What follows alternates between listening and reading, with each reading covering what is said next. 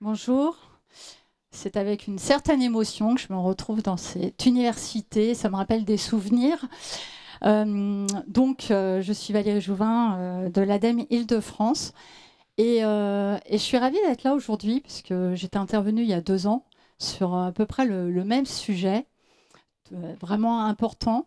Il y avait autant de monde et je crois que vous êtes encore plus nombreux aujourd'hui. Donc bravo pour cette mobilisation et bravo à l'équipe d'Ecopolis pour l'organisation de cet événement et de ce type d'événement. Alors Ecopolis, on travaille depuis de très très nombreuses années ensemble. Et pour l'ADEME, Île-de-France, c'est un relais vraiment historique sur les sujets d'aménagement, de bâtiments durables, de santé, d'aménagement et maintenant d'économie circulaire. D'où notre présence aussi aujourd'hui et l'accompagnement de l'ADEME sur ces sujets. Donc l'ADEME, c'est l'agence de la transition écologique. Nous sommes un opérateur de l'État et nous sommes impliqués sur de nombreux champs de la transition écologique. Alors, il y a des slides. Voilà, j'ai oublié de les passer. Donc, il y a beaucoup d'informations, mais peut-être il faut mieux m'écouter. Donc, notre mission, c'est de massifier la transition écologique, d'accompagner les acteurs du territoire, entreprises, collectivités. Au niveau de l'ADEME, il y a également des communications à destination du grand public. Et nous aidons également la transition écologique par le biais de soutien et de financement, mais on le verra juste un peu plus tard. Nous travaillons sur le sujet de la transition énergétique, les territoires durables et évidemment l'économie circulaire. Pour nous, le sujet de l'économie circulaire est vraiment important et nous travaillons activement sur l'économie circulaire depuis 10 ans, sachant que par ailleurs, on travaillait sur le sujet des déchets. Donc les déchets, la gestion des déchets était vraiment une activité importante pour l'ADEME qui s'est transformée petit à petit sur un travail au niveau de la préservation des ressources. Car c'est aussi le sujet aujourd'hui de préserver les ressources et comment faire pour travailler au mieux sur les sujets de réemploi, d'éco-conception, d'écologie industrielle et territoriale. L'Adriat, on en a parlé tout à l'heure. Les investissements, le recyclage, la collecte des biodéchets. Bref, nous travaillons sur les sujets d'économie circulaire vraiment sur beaucoup de flux, beaucoup de périmètres. Et pour nous, c'est vraiment important et essentiel. C'est dans l'ADN de l'ADEME de travailler sur ces sujets-là. Il y a les autres sujets également, mais aujourd'hui, on parle d'économie circulaire. Donc, nous avons plusieurs dispositifs. Peut-être je vais revenir sur l'intérêt de travailler sur la ressource et l'économie circulaire. Aujourd'hui, on voit bien qu'il y a une augmentation de la consommation des ressources. On en reparlera peut-être un peu plus tard sur le béton, mais les ressources matières. Et aujourd'hui, en France, les matériaux, la ressource des matériaux représente 390 millions de tonnes par an en France. Donc, c'est pas rien. Ces ressources, elles sont consommées. Et puis, il y a une telle dynamique et un tel besoin de ressources aujourd'hui dans notre pays qu'on estime à l'horizon 2050 que cette consommation va être multipliée par 3, ce qui va quand même poser une question des limites de ressources. Et nous travaillons à l'ADEME notamment sur ce sujet-là. Et via le réemploi, la solution de réemploi peut être aussi une opportunité pour réduire cette consommation de ressources et notamment de ressources non recyclables. Alors, au niveau des dispositifs, alors déjà l'ADEME, c'est de l'expertise. Alors, je vous ai mis les contacts de notre équipe économie circulaire au sein de la direction régionale Île-de-France. Bon, petite équipe, hein, pas beaucoup de contacts pour l'ensemble des enjeux franciliens sur l'économie circulaire, mais vous pouvez retrouver les sujets de réemploi, éco-conception, nouveaux modèles économiques, etc. Et je tiens à remercier également Mohamedou Ba qui est présent aujourd'hui, qui s'occupe des déchets bâtiments, et Camille Batteux aussi de l'équipe. Merci Camille d'être venue, qui est sur le sujet du bâtiment. Parce que derrière cette expertise, il y a des femmes et des hommes qui sont là pour vous accompagner, certains au quotidien. Donc c'est important aussi d'avoir cette ressource-là et des moyens humains sur les sujets. Au-delà de l'expertise, nous avons également des centres de ressources. Vous pouvez avoir l'adresse d'un centre de ressources sur l'économie circulaire en général. Et vous avez la librairie ADEME. Alors ça, c'est toujours intéressant, la librairie, puisqu'on peut retrouver des guides, des cahiers des charges. Il me reste 5 minutes, ça va. des cahiers des charges, on peut retrouver plein de choses, des publications, des infographies sur tous les sujets de la transition écologique.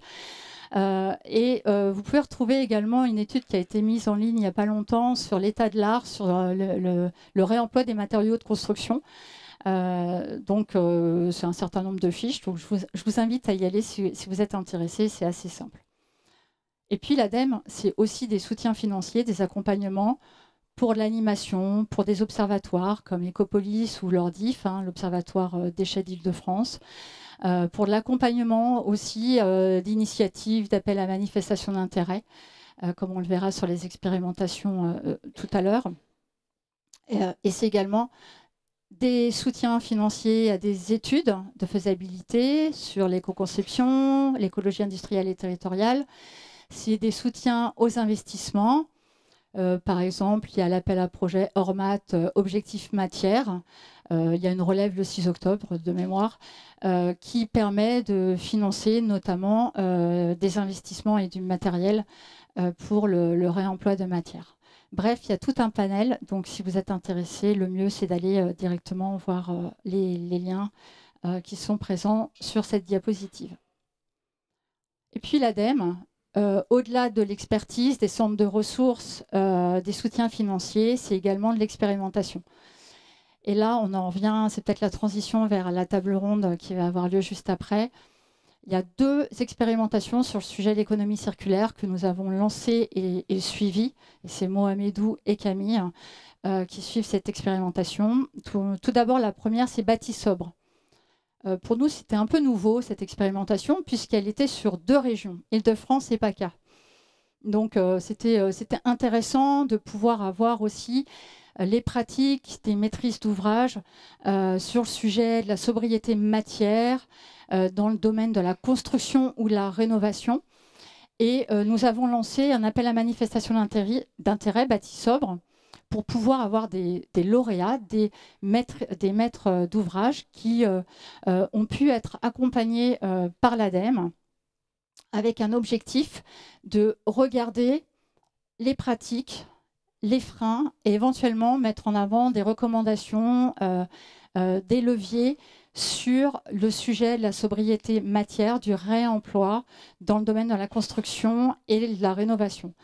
Donc, il y a eu un accompagnement de plusieurs maîtres d'ouvrage, 17 en Île-de-France, 13 en PACA. Et tout à l'heure, je vous parlais d'un ouvrage disponible sur la librairie, L'état de l'art du réemploi des matériaux de construction. Eh bien, vous avez tout le retour d'expérience de cette expérimentation Bâti sobre que vous pouvez retrouver en ligne sur le site La librairie de l'ADEME. Ces accompagnements, c'est assez classique à l'ADEME. Au niveau des expérimentations, on lance régulièrement des appels à manifestation d'intérêt pour avoir des lauréats qui vont être accompagnés. Et l'accompagnement va aboutir à des recommandations que l'on diffuse à tous les publics, en fait. Et c'est assez intéressant. Et c'est comme ça qu'on contribue à la massification et au partage des bonnes pratiques. Donc là, c'était la première expérimentation.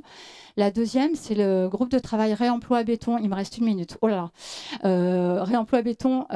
Cette fois-ci, c'est sur la vallée de la Seine, Île-de-France et la Normandie. Et ce qui est intéressant, c'est qu'il a été lancé en 2024 lors du grand défi écologique organisé par l'ADEME. Et c'est toujours le même principe. L'objectif ici, c'était de travailler sur une filière de réemploi des bétons. Alors, pourquoi le béton ? Eh bien, tout simplement parce que le béton, c'est le matériau qui est le plus consommé dans le monde. C'est le matériau qui consomme énormément de ressources, de l'eau, du sable, du ciment. On sait très bien que sur le sujet de l'eau, il y a déjà des conflits politiques. Sur le sable, c'est exactement la même chose. Il y a une pénurie qui est annoncée. En plus de ça, le béton, c'est 5 à 9% d'émissions de gaz à effet de serre. Et 1 tonne de béton, c'est entre 600 et 900 kg de CO2. Bon, je ne vais pas vous donner les chiffres, mais en tout cas, c'est des émissions qui sont importantes. Et travailler sur une filière de réemploi, qu'est-ce que ça va faire ? Ça va permettre, de limiter, d'avoir une sobriété au niveau des ressources.